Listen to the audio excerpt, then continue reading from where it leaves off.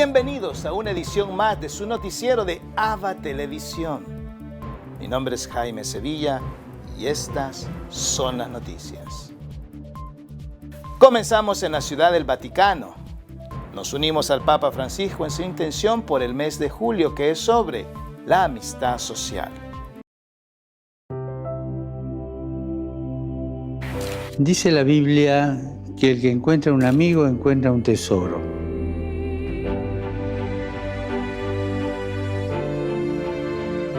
Me gustaría proponer a todos ir más allá de los grupos de amigos y construir la amistad social, tan necesaria para la buena convivencia. Reencontrarnos especialmente con los más pobres y vulnerables. Estar en las periferias. Alejarnos de los populismos que explotan la angustia del pueblo sin dar soluciones, proponiendo una mística que no resuelve nada. Huir de la enemistad social que solo destruye y salir de la polarización. Y esto no siempre es fácil, especialmente hoy, cuando una parte de la política, la sociedad y los medios se empeñan en crear enemigos para derrotarlos en un juego de poder. El diálogo es el camino para mirar la realidad de una manera nueva, para vivir con pasión los desafíos de la construcción del bien común. Recemos para que en situaciones sociales, económicas, políticas, conflictivas, seamos arquitectos de diálogo, arquitectos de amistad, valientes y apasionados, hombres y mujeres que siempre tiendan la mano y que no creen espacio de enemistad y de guerra.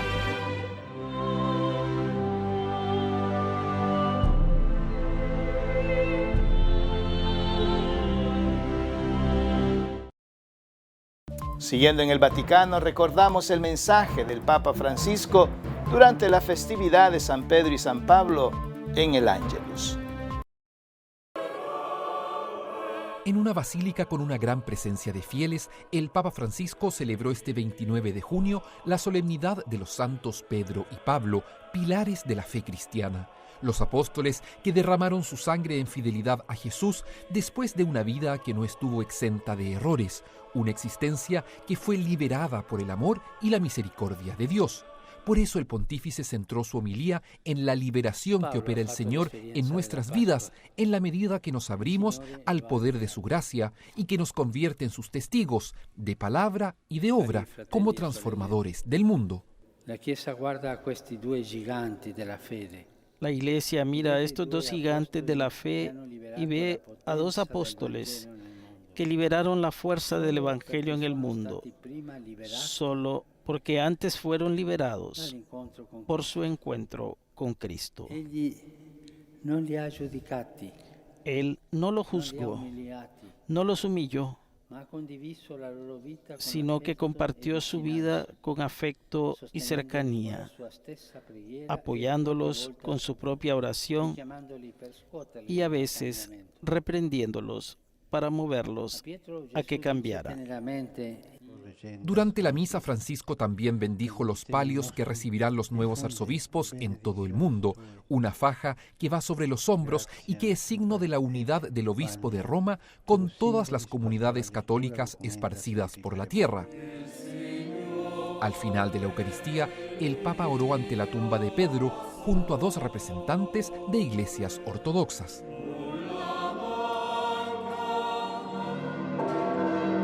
A la hora del Ángelus, los fieles esperaban con alegría al Santo Padre, quien en su catequesis recordó que, como Pedro y Pablo, todos estamos llamados a ser testigos del Evangelio, no solo dando opiniones y hablando de Jesús, sino con acciones concretas, siendo no solo admiradores, sino verdaderos imitadores del Señor. Los testigos no se pierden en palabras, sino que dan frutos. No se quejan de los demás ni del mundo. Empiezan por sí mismos. Nos recuerdan que Dios no ha de ser demostrado sino mostrado, no anunciado con proclamas, sino testimoniando con el ejemplo. Y como hoy se cumplen 70 años de la ordenación sacerdotal del Papa Emérito Benedicto XVI, Francisco lo saludó agradecido por su servicio a la Iglesia y junto a toda la feligresía aplaudió su ministerio fiel, recordando que hoy vive orando por todos en un monasterio en el Vaticano. Y el Papa Francisco bendice y agradece al Papa Emérito Benedicto XVI por celebrar sus 70 años de sacerdocio. El Papa aprovechó el Ángelus con los peregrinos para recordar el aniversario de la ordenación sacerdotal de Benedicto. 70 anni fa, Papa Benedetto veniva ordenato sacerdote.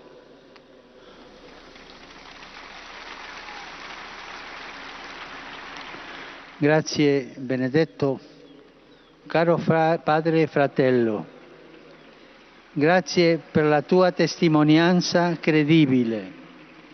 Grazie per il tuo sguardo continuamente rivolto verso l'orizzonte di Dio. Grazie.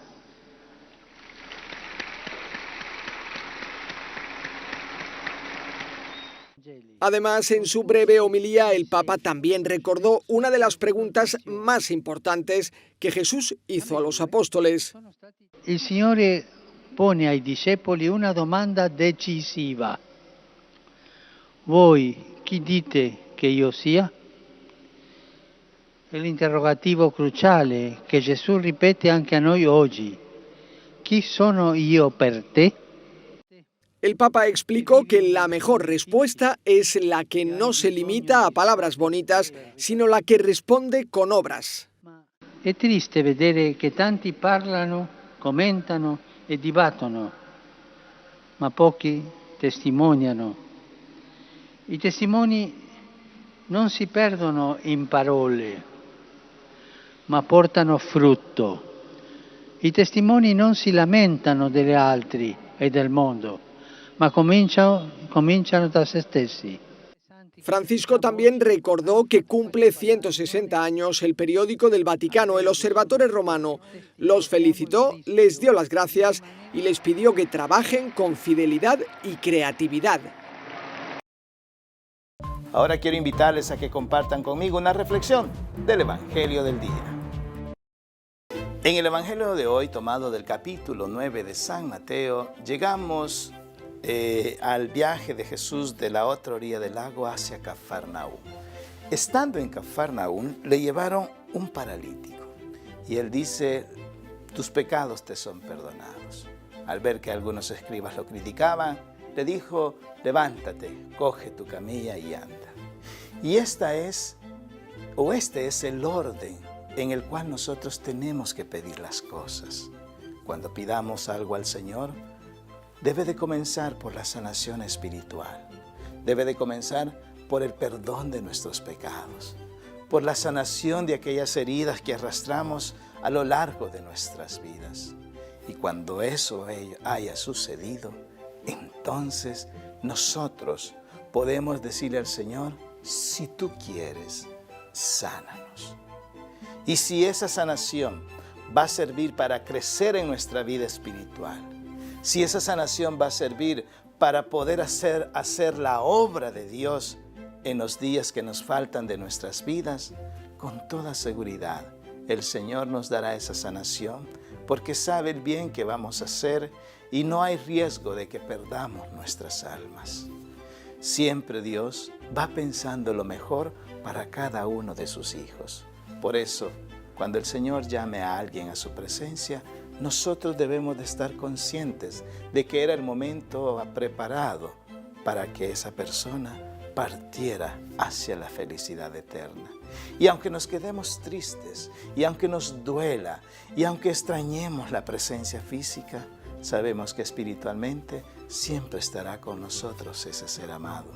Y el querer impedir que Él se vaya a la presencia del Padre es de alguna forma mortificar también el futuro de su propia vida y ponerlo en riesgo, ya que el Señor, cuando llama a alguien, es porque esa persona está pasando en el mejor momento para estar en su presencia. Que el Señor nos dé la esperanza en esos momentos difíciles. Que así sea.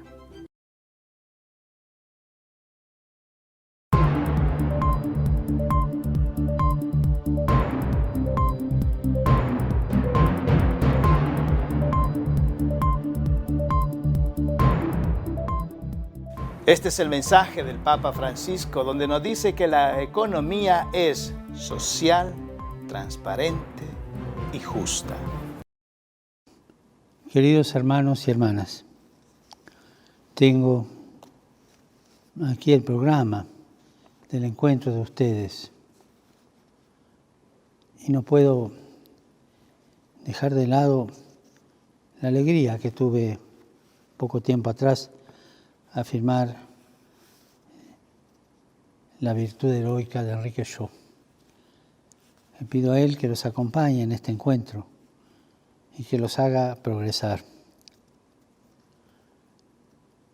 La mirada cristiana de la economía y de la sociedad, que es distinta de la mirada pagana o de la mirada ideológica, es cristiana y nace del mensaje de Jesús, de las bienaventuranzas, de Mateo 25. De ahí nace la mirada. Y la construcción de una comunidad justa, económicamente y socialmente para todos, la tienen que hacer todos, sindicalistas y empresarios, trabajadores y dirigentes. Tenemos que ir por el camino de la economía social. Seamos realistas. La economía últimamente, en los últimos decenios, engendró las finanzas. Y las finanzas tienen el riesgo de terminar como la cadena de San Antonio, ¿no? Que creemos que hay mucho y al final no hay nada. Una inflación de negocios mediáticos, estoy simplificando, es mucho más compleja la cosa. Volver a la economía de lo concreto, no perder lo concreto. Y lo concreto es la producción, el trabajo de todos, que no haya falta de trabajo, las familias, la patria, la sociedad, lo concreto. En una sociedad donde haya un margen de pobreza muy grande, uno se tiene que preguntar cómo va la economía, si es justa, si es social, o simplemente busca intereses personales. La economía es social. Y para generar empleo es importante el poder de las pymes, porque de abajo viene la creatividad siempre, ¿no? Por lo tanto, ir hacia el bien común con el gesto de crear empleo. Es un desafío, el encuentro de ustedes es un desafío a la creatividad, crear empleo, donde hay un momento que la pandemia nos llevó a esto donde falta, ¿no? Invertir en el bien común, no esconder la plata en los paraísos fiscales, invertir. La inversión es dar vida, es crear, es creativa. Saber invertir, no esconder.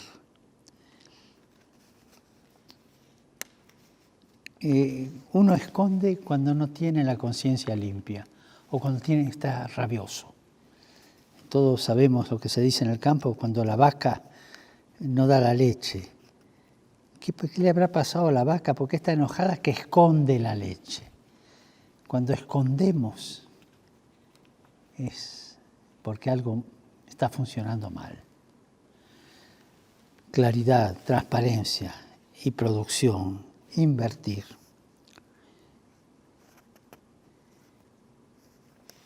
Y ir creando la confianza social. Es muy difícil construir sin confianza social, ¿no? A veces esos grandes acuerdos de grandes empresas o grandes inversores o grande gente que están todos alrededor de la mesa, después de horas hacen el acuerdo, lo firman Y en el momento que están brindando por el acuerdo, este que está del lado de la mesa con aquel que está allá, hace uno por debajo de la mesa. No, con confianza y nunca traicionar la confianza. Les deseo que este encuentro sirva para todo eso. Que Dios los bendiga, la Virgen los cuide, sean creativos, sean audaces y por favor también recen por mí. Gracias. Y ahora nos vamos a Sudamérica, donde nos recibe nuestro amigo el Padre Manuel Rodríguez, misionero claretiano de nuestra cadena hermana JN19 Televisión, quien nos ha preparado un reportaje especial sobre lo que acontece en el Perú. Reporta para la cadena de televisión ABBA y JN19 del Perú, el Padre Manuel Rodríguez, misionero claretiano desde Lima. Quiero resaltar hoy la actuación del Padre Mateo Bautista García, de la congregación de San Camilo, con 60 años. Acaba de donar sangre 144 veces para los niños que necesitan esta sangre, salvar vidas. Es un ejemplo maravilloso, y siempre diciendo que el dar la sangre, además de hacer un gran bien a los demás, se hace bien a uno mismo porque se regenera rapidísimamente. Felicitaciones, Padre Mateo Bautista García. Segundo, Monseñor Javier del Río Alba, arzobispo de Arequipa, copresidió online la reunión de la Fundación Pontificia Populorum Progreso para el progreso de los pueblos y es parte del dicasterio del Vaticano para el progreso integral del ser humano. Felicitaciones, Monseñor Javier del Río Alba.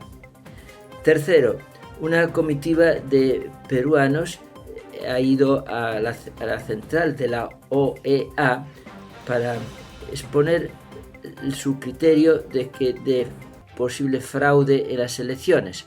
No han logrado hablar con el doctor Almagro, que es el presidente, pero sí con algún miembro de este comité. Cuarto, la RENIEC amplía el plazo de validez del documento nacional de identidad, que pueda estar caducado o vaya a caducar hasta el 31 de agosto. Aunque esté caducado, sirve hasta el 31 de agosto. Quinto, ante las circunstancias tan duras que está viviendo el Perú, hay venezolanos que están regresando a su patria. Hay un plan vuelta a la patria. Ayer, desde Lima, volaron a Venezuela 258 personas. En total han vuelto de varios países 25.000 venezolanos. Pero quedan todavía muchos millones fuera de su patria. Sexto, hay un plan llamado Me Traslado, que favorece a los alumnos que estaban estudiando en universidades que no han tenido la licencia del ministerio para funcionar. Entonces, con ese plan pueden pasar a otras universidades que sí tienen la licencia, les favorece en gran parte. Me Traslado, este es el plan. Son 255.000 estudiantes que pasan a otras universidades con licencia. Séptimo, según ya los informes del gobierno, el lunes se levanta el cerco de epidemia de Arequipa. También, octavo, se ha suspendido la moción de censura contra la mesa directiva del Congreso. Han recibido la vacuna con las 2 dosis ya en Perú 3.042.600 personas. Reportó desde Lima el Padre Manuel Rodríguez, misionero claretiano.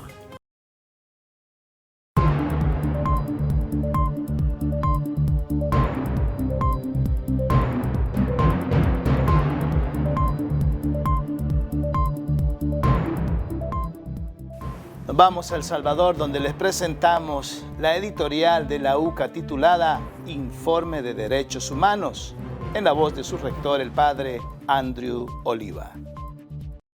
El más reciente informe del IDUCA sobre los derechos humanos correspondiente al año 2020 ha coincidido con otros informes de derechos humanos a nivel nacional e internacional que muestran la preocupación por el deterioro de los derechos humanos en el país. Coinciden que a las violaciones de los derechos humanos económicos, sociales y culturales se ha añadido durante la pandemia del COVID-19 otra serie de abusos que limitan la libertad de movimiento, la seguridad jurídica y una serie de derechos políticos y civiles que están garantizados por convenciones firmadas y ratificadas por El Salvador. El gobierno, la PNC, la Fiscalía y el sistema judicial han sido señalados por comisión u omisión como los principales violadores de derechos humanos. El informe es enfático en sostener que la pobreza y la desigualdad crecieron en nuestro país. La violencia doméstica y el abuso sexual, endémicos en nuestra sociedad, aumentaron durante los meses de confinamiento a pesar de que el número de denuncias bajó.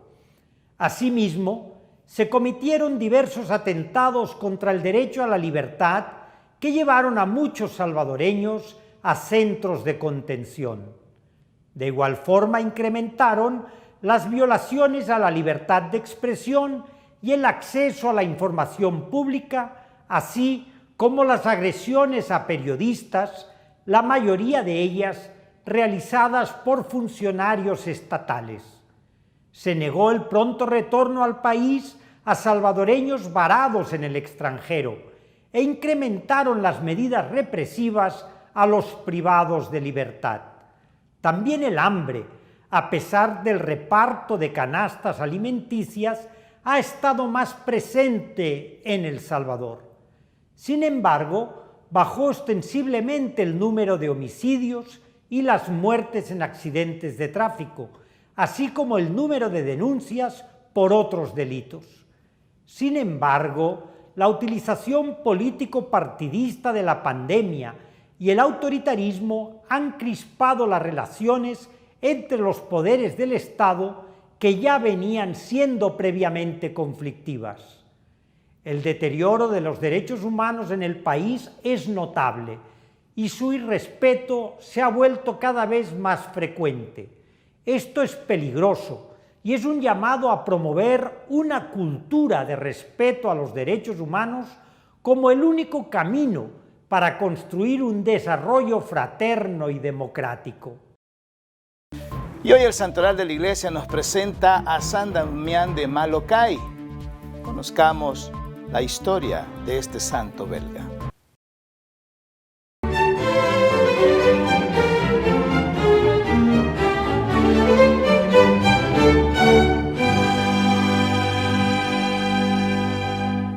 De pronto, la ordinaria lluvia tropical fue arreciando y en pocos minutos se convirtió en un huracán apocalíptico. Las palmeras, batidas por las ráfagas de viento, se doblaban hasta tocar el suelo.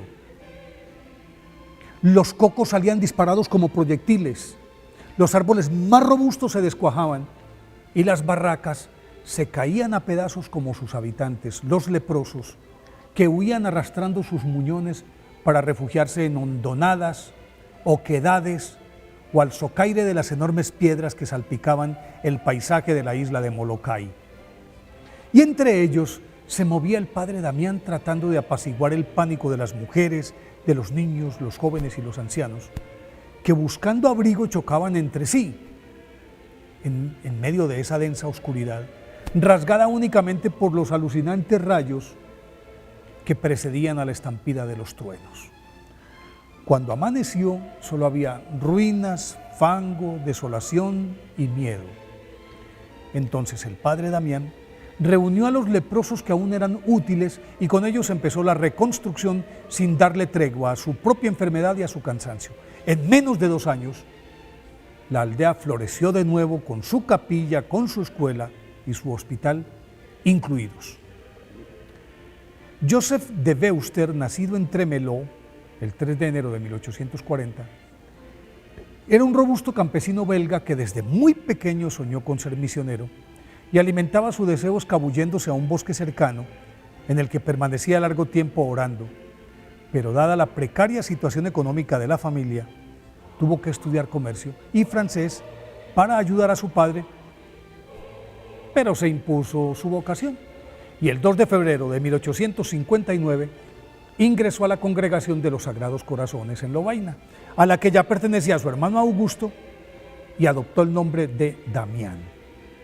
Como novicio, se convirtió en el referente para sus compañeros y por eso, sin terminar sus estudios, fue seleccionado para ir a las misiones de Hawái, a donde llegó en marzo de 1864, y el 24 de ese mismo mes fue ordenado sacerdote en Honolulu.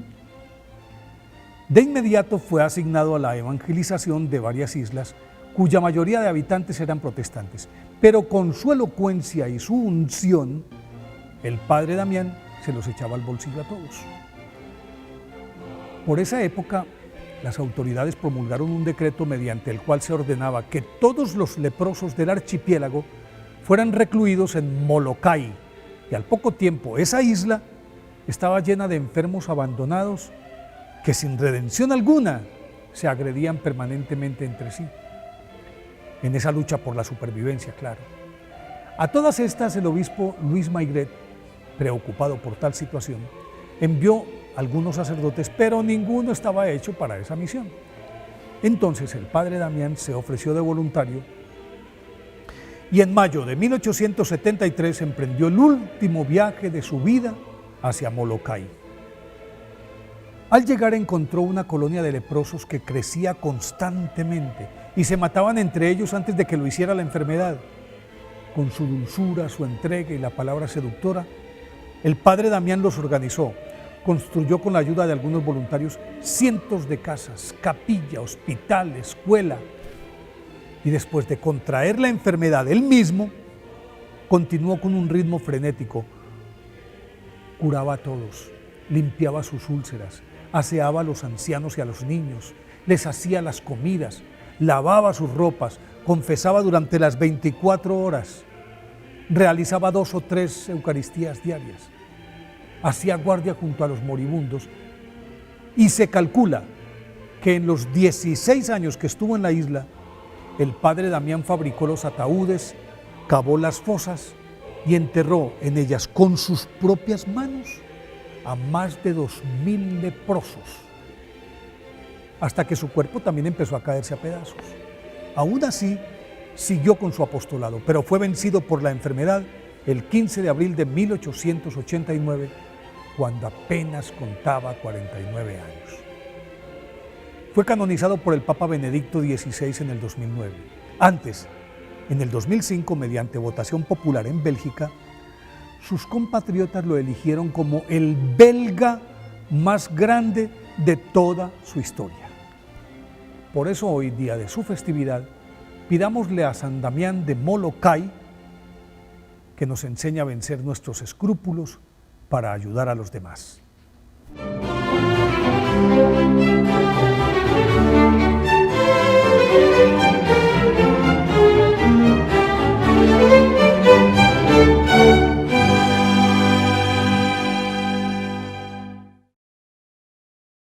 Y así llegamos al final de una edición más de su noticiero de ABA Televisión. Gracias por estar en nuestra sintonía. Puedes seguir con nosotros las 24 horas del día en el www.abatvn.com, en nuestras plataformas digitales de Roku TV y Amazon Fire, en nuestras cadenas hermanas y, por supuesto, en nuestras redes sociales. Ahí nos vemos. Que Dios los bendiga.